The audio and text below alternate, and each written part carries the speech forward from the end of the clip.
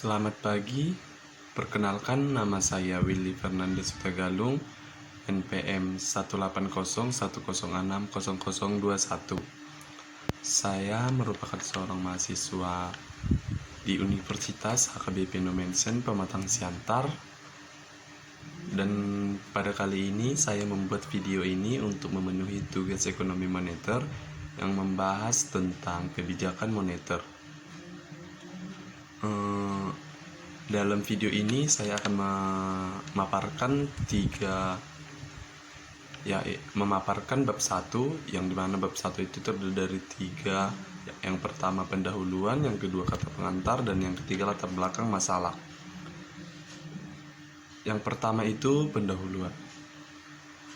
Berbagai analisis menyimpulkan bahwa penyebab utama parahnya krisis di Asia adalah kerapuhan di sisi ekonomi secara mikro seperti sistem perbankan yang tidak sehat, ketergantungan sektor usaha pada hutang baik dari dalam maupun luar negeri.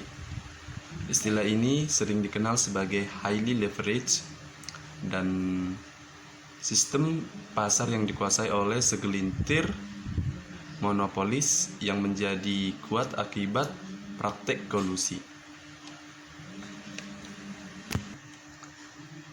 Dan berbagai pandangan juga menilai bahwa penyebab kerapuhan dari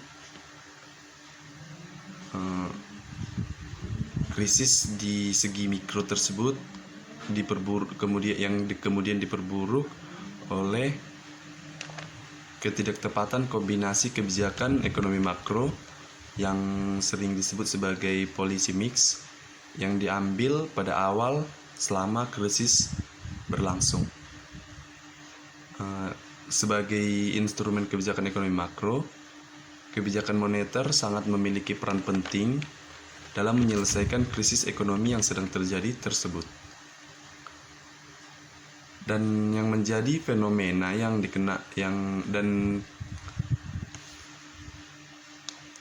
dan krisis ini dikenal juga menjadi fenomena yang dikenal dengan istilah financial distress yang pernah terjadi di Indonesia, yaitu proses demonetisasi berupa penurunan permintaan akan likuiditas perekonomian sebagai akibat meningkatnya permintaan akan uang kartal.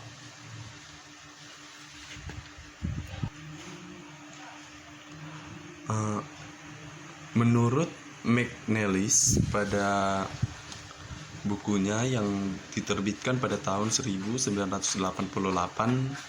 penyebab fenomena fight to currency ini yang begitu tiba-tiba adalah ketidakpastian akan nilai tukar mata uang rupiah.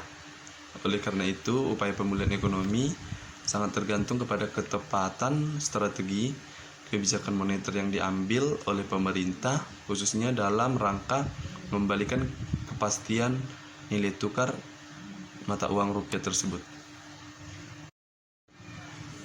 Dan yang kedua yaitu kata pengantar. Dalam makalah ini kami menyusun kata pengantarnya, yaitu dengan kata-kata sebagai berikut. Puji syukur kami ucapkan kepada Tuhan Yang Maha Esa atas berkatnya kami dapat menyelesaikan tugas makalah ekonomi moneter ini, yang dimana tugas ini memiliki topik yang membahas tentang kebijakan moneter terhadap krisis yang pernah terjadi di Asia. Dan kemudian kami menyadari adalah bahwa sepenuhnya tugas ini masih memiliki kekurangan baik dari segi penyusunannya maupun isinya. Oleh karena itu, kami sangat mengharapkan masukan dari para pembaca, baik itu bapak atau ibu dosen atau siapapun yang membaca makalah ini, yang bersifat membangun untuk menyempurnakan tugas ekonomi moneter ini.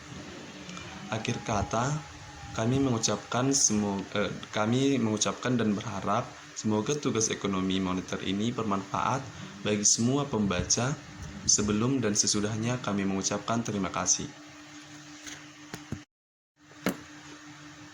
Kebijakan moneter. Latar belakang. Kebijakan moneter merupakan salah satu kebijakan yang diambil oleh pemerintah upaya mengendalikan perekonomian negara secara makro untuk mencapai perekonomian yang lebih baik dengan cara mengatur jumlah uang yang beredar di tengah-tengah masyarakat. Perekonomian yang baik sendiri dapat dilihat dari kestabilan harga melalui tingkat inflasi yang terkontrol. Dan kebijakan moneter ini merupakan salah satu elemen penting dari paket kebijakan ekonomi yang digunakan dalam mengatasi krisis ekonomi. Pilihan kebijakan dalam menghadapi tekanan eksternal adalah 3 jenjang pilihan kebijakan yang harus diputuskan oleh pemerintah dalam menghadapi tekanan eksternal dari krisis ini.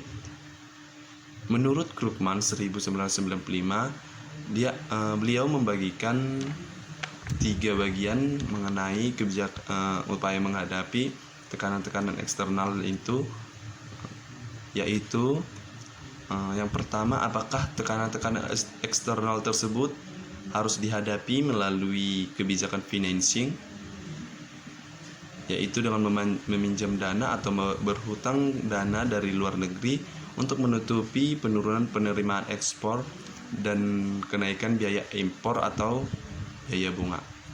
Yang kedua, seandainya pilihan jatuh kepada kebijakan adjustment, seberapa besar bobot penyesuaian perlu dibebankan kepada masing-masing strategi pengurangan pengeluaran atau sering disebut sebagai istilah expenditure reducing policy dan strategi pengalihan pengeluaran yang sering disebut sebagai expenditure switching policy. Dan yang ketiga, alternatif mana yang akan dipilih di antara 2 pilihan strategi kebijakan pengalihan pengeluaran, yaitu antara kebijakan devaluasi dan kebijakan perdagangan. Kebijakan financing akan diambil apabila tekanan-tekanan yang terjadi diyakini bahwa bersifat temporer dan dapat diatasi dengan menggunakan dana luar negeri atau hutang dari luar negeri dalam jumlah yang minimal.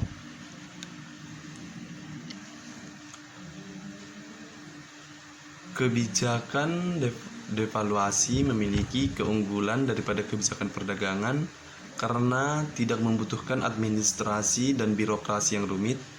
Sebaliknya, kebijakan devaluasi memiliki kelemahan karena menimbulkan pergeseran distribusi pendapatan yang seringkali secara politik tidak menguntungkan bagi keberhasilan kebijakan tersebut. Seperti tekanan-tekanan sosial politik yang seringkali menghadapi otoritas dalam melakukan penyesuaian secara maksimal, sehingga mau tidak mau harus dibantu dengan kebijakan financing. Kemudian sulitnya membedakan antara tekanan-tekanan yang bersifat temporer dan permanen menyebabkan otoritas sering sekali memutuskan untuk menerapkan kedua kebijakan secara bersamaan untuk menghadapi risiko yang salah pilih. Yang ketiga, dampak dari kebijakan penyesuaian biasanya baru dirasakan secara efektif setelah periode yang relatif panjang. Kemudian negara yang mengalami krisis seringkali mengalami kesulitan untuk memperoleh dana luar negeri, terutama dari pihak swasta, dan jumlah yang memadai karena adanya krisis kepercayaan. Oleh karena itu, tidak dapat semata-mata menguntungkan diri kepada kebijakan financing. Terdapat 3 cara yang dapat diambil otoritas untuk mengurangi pengeluaran nasional. Yang pertama itu mengurangi pengeluaran pemerintah. Yang kedua, mengurangi pengeluaran masyarakat melalui peningkatan pajak dan pemotongan subsidi.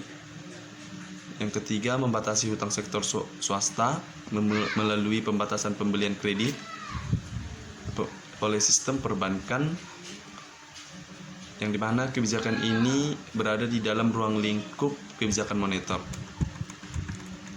Sekian dari latar belakang masalah yang ada pada makalah ini. Saya ucapkan terima kasih.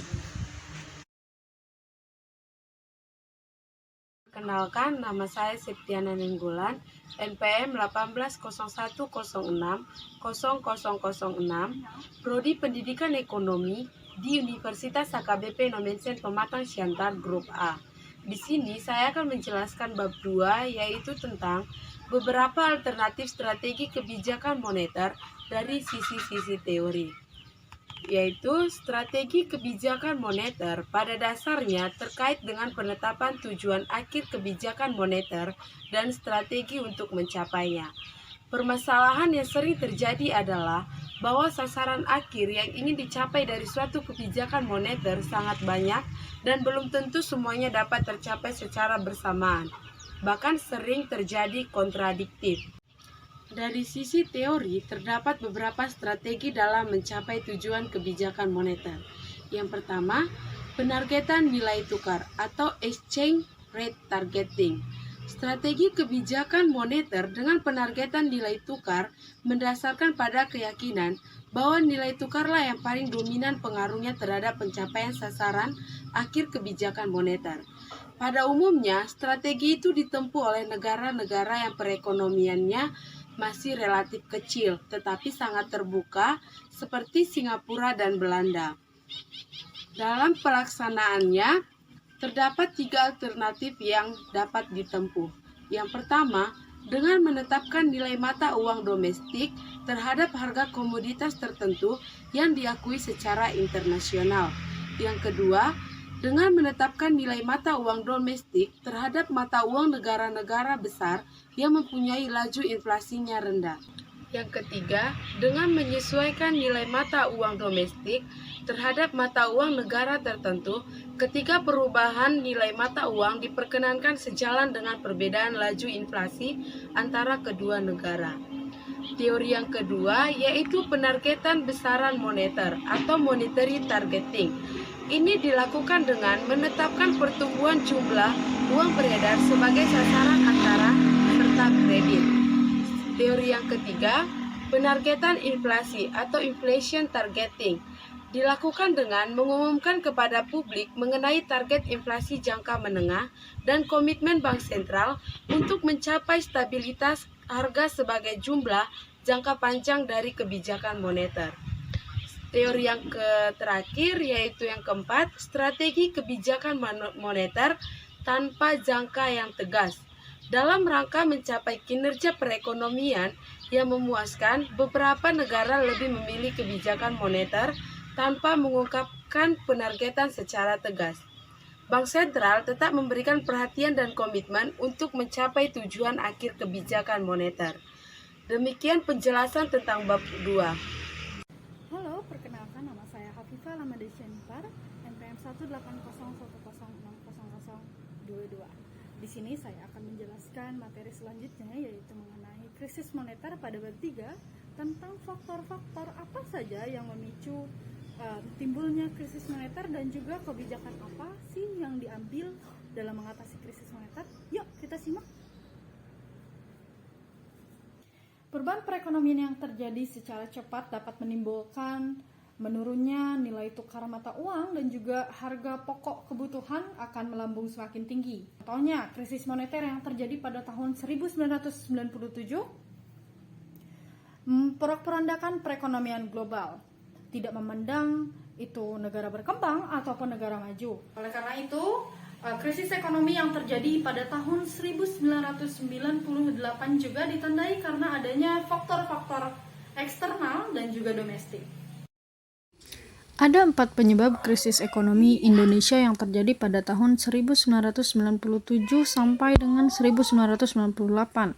Yang pertama, stok hutang luar negeri swasta yang sangat besar dan umumnya berjangka pendek. Nah, hal ini telah menciptakan kondisi keuangan semakin tidak stabil dan juga diperburuk oleh rasa percaya diri yang terlalu berlebihan, bahkan cenderung mengabaikan para menteri di bidang ekonomi maupun masyarakat perbankan itu sendiri dalam menghadapi besarnya serta persyaratan utang swasta tersebut. Yang kedua, terkait dengan masalah di atas, Ada banyak kelemahan dalam sistem perbankan di Indonesia.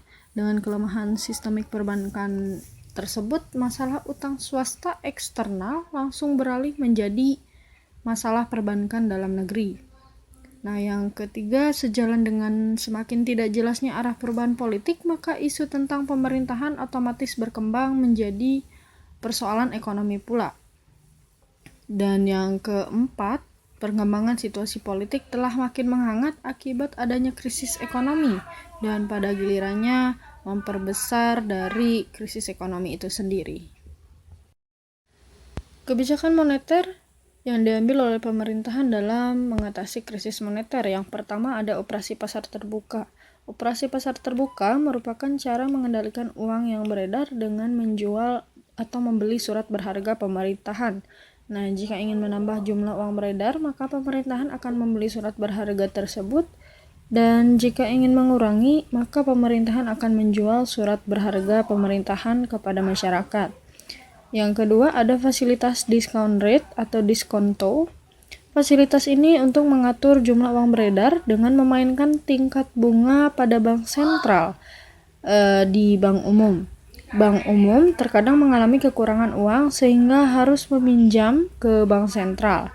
Nah, untuk membuat jumlah uang beredar bertambah, maka pemerintahan menurunkan tingkat bunga bank sentral atau sebaliknya, jika ingin mengurangi, maka pemerintahan akan meningkatkan tingkat bunga bank sentral. Yang ketiga ada rasio cadangan wajib atau reserve requirement ratio. Nah, ini tujuannya yaitu untuk mengatur jumlah uang yang beredar dengan memainkan jumlah dana cadangan perbankan yang harus disimpan oleh pemerintahan. Nah, untuk menambah jumlah uang, maka pemerintahan menurunkan rasio cadangan wajib. Namun, jika pemerintahan ingin menaikkannya, maka harus diturunkan jumlah uang beredar tersebut dengan menaikkan cadangan rasionya. Nah, yang keempat yaitu imbauan moral. Imbauan tersebut diberikan untuk mengatur uang yang beredar kepada pelaku ekonomi. Misalnya untuk menghimbau perbankan pemberi kredit untuk waspada dalam mengeluarkan kredit sebab hal tersebut bisa menekan jumlah uang yang beredar. Halo, perkenalkan nama saya Enda Irawati Nababan, NPM 1801060003. Nah, kali ini saya akan menjelaskan mengenai bab 4 yaitu konsep teori ekonomi moneter dan strategi kebijakan moneter di Indonesia. Nah, yang pertama saya akan menjelaskan mengenai teori moneter. Teori moneter adalah berbagai pemikiran dan konsep tentang berbagai variabel moneter seperti uang, tingkat bunga, jumlah uang beredar, dan sejenisnya. Di samping itu, pembicaraan dalam teori moneter juga tidak dapat dilepaskan dari variabel ekonomi lainnya seperti inflasi, pendapatan nasional, maupun nilai tukar. Nah, berikutnya saya akan menjelaskan mengenai transmisi kebijakan moneter. Nah, kebijakan moneter bertujuan untuk menstabilkan, menjaga, dan memelihara kestabilan nilai rupiah yang salah satunya tercermin dari tingkat kemampuan mengubah jumlah uang beredar untuk mencapai tujuan akhir kebijakan. Terdapat berbagai jenis kebijakan moneter yang dalam pelaksanaannya sama-sama berusaha mempengaruhi uang primer atau MO. Dalam peredaran melalui perdagangan instrumen hutang atau kredit pemerintah pada operasi pasar terbuka. Nah, alternatif strategi kebijakan moneter dari serangkaian pilihan kebijakan yang harus diambil oleh pemerintah dalam menjaga mengatasi tekanan-tekanan eksternal, terlihat bahwa kebijakan moneter dan nilai tukar memiliki peran penting dalam penerapan kebijakan penyesuaian atau adjustment. Ada 3 alternatif strategi kebijakan moneter yang dipakai oleh pemerintah. Yang pertama, strategi jangkar uang beredar. Yang kedua, strategi jangkar suku bunga. Dan strategi kombinasi sistematis antara sasaran. Nah, volume uang beredar dan tingkat suku bunga, ketiga strategi tersebut lebih relevan diterapkan di dalam suatu perekonomian tertutup atau derajat mobilitas modal rendah. atau di dalam suatu perekonomian terbuka yang penerapan kebijakan nilai tukar mengambang karena hanya di dalam kedua bentuk perekonomian tersebut otoritas moneter memiliki independensi penuh dalam mengendalikan jumlah uang beredar dan suku bunga domestik. Nah, jangkar uang beredar dan jangkar suku bunga strateginya tepat tergantung pada jenis tekanan ekonomi makro yang terjadi. Apabila suatu perekonomian mengalami tekanan-tekanan real sehingga kurva IS mengalami pergeseran, maka strategi jangkar uang beredar adalah pilihan yang lebih tepat karena perubahan suku bunga bagi perekonomian tertutup atau perubahan nilai tukar atau bagi perekonomian terbuka akan meredam tekanan-tekanan tersebut dan menimbulkan dampak negatifnya terhadap stabilitas harga atau produksi. Sebaliknya, apabila yang terjadi adalah tekanan-tekanan moneter, maka yang lebih tepat adalah strategi jangkar suku bunga karena perubahan uang beredar atau neraca pembayaran akan meredam tekanan-tekanan tersebut dan minimalkan dampak negatifnya terhadap stabilitas harga atau produksi. Hai, perkenalkan namaku Dea Ramadhania, NPM 1801060026. Nah, di sini aku membawakan materi bab 5 yaitu mengenai kesimpulan. Nah, adapun kesimpulan dari materi yang telah disampaikan yaitu dapat disimpulkan bahwa kebijakan moneter adalah salah satu elemen penting dari kebijakan ekonomi yang digunakan dalam mengatasi krisis ekonomi. Nah, strategis kebijakan moneter pada dasarnya terkait dengan penetapan tujuan akhir dari kebijakan moneter dan strategi untuk pencapaiannya. Beberapa strategi kebijakan moneter jika dilihat dari sisi-sisi teori yaitu antara lain ada penargetan nilai tukar atau exchange rate targeting, ada juga penargetan besaran moneter atau monetary targeting, ada juga penargetan inflasi atau inflation targeting, dan strategi kebijakan moneter tanpa jangka yang tegas. Dan ada pula beberapa alternatif strategi kebijakan moneter yang dapat diterapkan di Indonesia, yaitu strategi jangkar uang beredar atau money stock targeting, ada juga strategi jangkar suku bunga atau interest rate targeting, dan strategi kombinasi sistematis antara sasaran. Nah, strategi kebijakan moneter yang telah dipakai di Indonesia setelah periode krisis keuangan yaitu inflation targeting. Nah, inflation targeting ini belum bisa dijadikan sebagai harapan sepenuhnya dalam perbaikan perekonomian.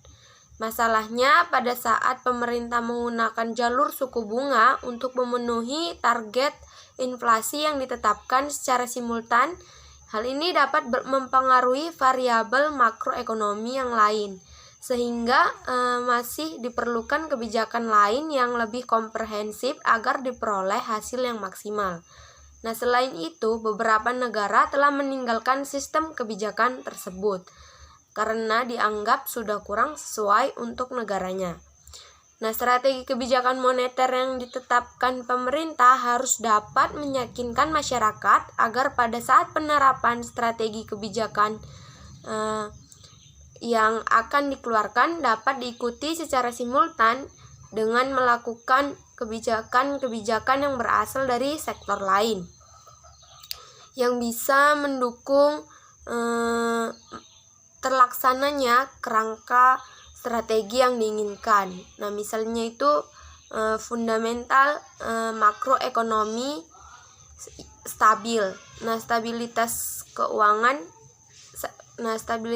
sektor keuangan terjaga. Nah, seperti itu.